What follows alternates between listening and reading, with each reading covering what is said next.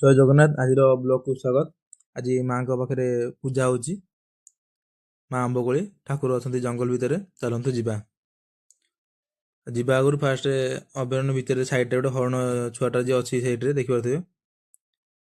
ତାପରେ ଆମେ ଗାଡ଼ି ଧରି ଚାଲିଲୁ ଭିତରକୁ। ଆଉ ସେଇଠୁ ଅଳ୍ପ ବାଟ କିଛି ରହିଲା ମାଙ୍କ ମନ୍ଦିର। ଲୋକ ବି ମଧ୍ୟ ବହୁ ମାତ୍ରାରେ ଯାଇଥିଲେ।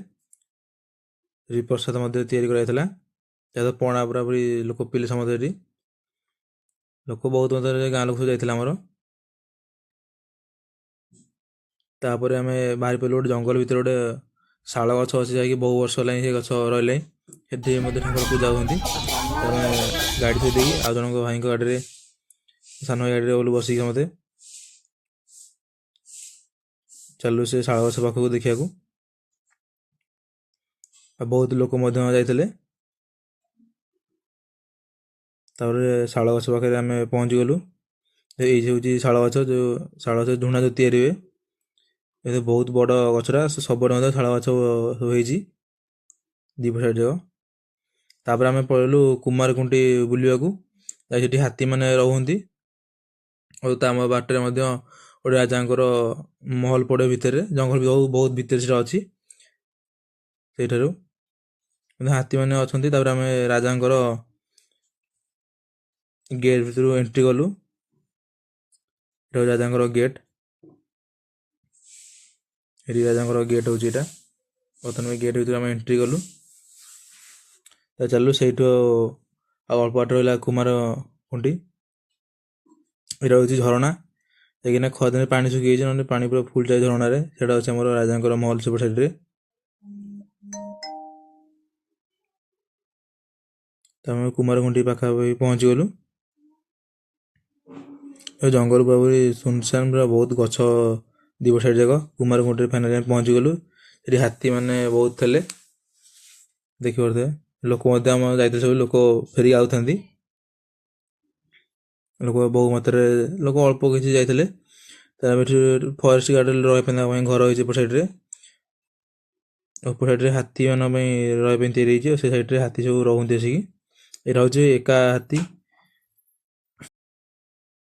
ନାଇଁ ଦେଖିପାରୁଥିବେ ଏଇ ସାଇଡ଼ରେ ଗୋଟେ ଅଲଗା ହାତୀଟା ରହୁଛି, କାହିଁକିନା ଏକାଠି କେବଳ ରହୁଛି, ଗୋଟେ ଜାଗାରେ ଯିଏ ରହୁଛି ଏକଲା।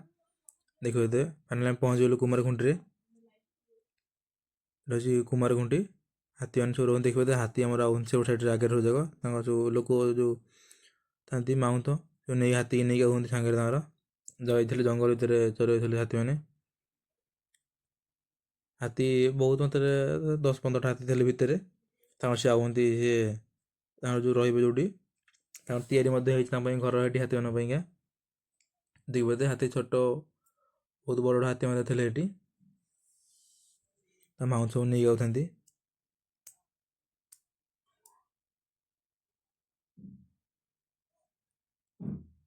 ଆମେ ତା ସେଠି ଠିଆ ହେଇଥାଉ, ଉଠେଇ ଭିଡ଼ିଓ କରିଥାଉ ଆମ ଗାଡ଼ି ଉପରେ ଠିଆ ହେଇକି। ଦେଖିପାରୁଥିବେ ହାତୀ ଆମ ପଛପଟେ। ଏପଟେ ପୁରା ହାତୀ ଗଲେ ଚାଲିଲେ, ସେ ଗାଧୋଇବାକୁ ଚାଲିଲେ। ତା ସେପଟେ ଗୋଟେ ବହୁତ ବଡ଼ ମାନେ ପୋଖରୀଟା ଅଛି, ଯାଇକି ହାତୀମାନେ ସେଠି ଯାଇକି ଗାଧାନ୍ତି। ହାତୀମାନେ ସବୁ ଯାଉଛନ୍ତି ସବୁ ସେପଟ ସାଇଡ଼ରେ। ବହୁତ ବଡ଼ ପୋଖରୀଟା ମଧ୍ୟ ଅଛି ସେପଟ ସାଇଡ଼ରେ। ଏଠି ସେମାନେ ସବୁ ଯାଇଥିଲେ, ଭାଇମାନେ ସବୁ ଉପରକୁ ପଳେଇଲେ ଦେଖିବାକୁ, ଟାୱାର ଉପରକୁ। ଯାହାକି ଜଙ୍ଗଲର ପୁରାପୁରି ଫୁଲ୍ ଏରିଆ, ପୁରା ଭିଉ ପୁରା କଭର କରୁଛି ଉପରେ ଦେଖିବାକୁ। ମାନେ ଭିଉ ପୁରା ହେଉଛି ଉପରଟାର। ତାପରେ ଆମେ ଉପରକୁ ଗଲୁ। ସେ ତିଆରି ସେଇଟା ହେଉଛି ଏକା ହାତୀ ଯାଇକି ଦେଖୁଥିବେ ମାମୁଁ ତ ଦୂରରୁ, ବହୁତ ଦୂରରୁ ଖାଇବାକୁ ଦେଉଥାଏ ହାତୀକି। ଏଇଟା ହେଉଛି ପୁରା ଟପ୍ଟା ଜଙ୍ଗଲର ପାହାଡ଼ ଉପରେ ଏଟା ତିଆରି ହେଇଛି। ସେ ସାଇଡ଼୍ରେ ଆମ ପୋଖରୀଟା, ଯେଉଁଠି ହାତୀମାନେ ଯାଇକି ଗାଧୁଅନ୍ତି। ସେଠି ମଧ୍ୟ ଯିବା ଏବେ ସବୁ ପିଲା ସାଙ୍ଗମାନେ ସବୁ ଭାଇ ଯାଇଥିଲେ, ଫଟୋ ଉଠାଉଥାନ୍ତି। ଲୋକ ଏଠି ସବୁ ହାତୀ ରହିବା ପାଇଁ କାମ କରିଥାନ୍ତି, ସବୁ ତା ପାଇଁ ରହିବା ପାଇଁ ତିଆରି ହୋଇଥାଏ।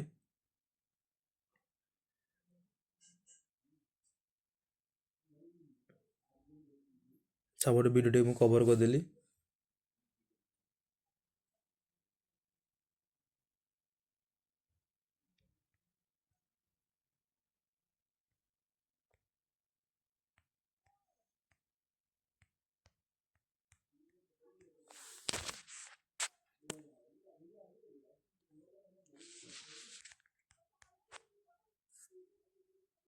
ଆମେ ପୋଖରୀ ପାଖରେ ପହଞ୍ଚିଗଲୁ। ସେପଟ ସାଇଡ଼୍ରେ ହାତୀ ଗାଧୋଉଥାଏ, ତାର ଦୁଇଟା ଲୋକ ତାକୁ ଗାଧୋଇ ଦେଉଛନ୍ତି ଦେଖିପାରୁଥିବେ ସାଇଡ଼୍ରେ। ତାପରେ ହେଉଛି ହାତୀମାନଙ୍କର ସବୁ ନାଁ ଲେଖା ହେଇଛି, ଯେଉଁ ଉମା, ଜଗା, ଏମିତି ସବୁ ହାତୀମାନଙ୍କର ସବୁ ଯେତେବେଳେ ହାତୀ ରହୁଛନ୍ତି ସେଠି ସବୁ ନାଁ ଲେଖା ହେଇଛି ସେମାନଙ୍କ ସବୁ ହାତୀମାନଙ୍କର। ସେ ହାତୀମାନଙ୍କର ନାଁ ମଧ୍ୟ ଦିଆଯାଇଛି। ସେ ମାମା ଗୋଟେ ହାତୀ ନା, ଗୋଟେ ଜଗା।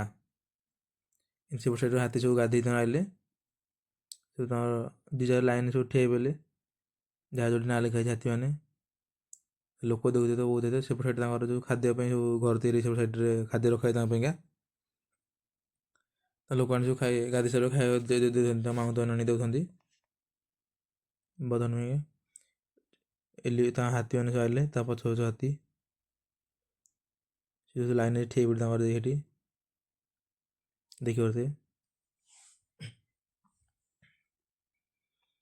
ସବୁ ହାତୀ ପଳେଇଲେ।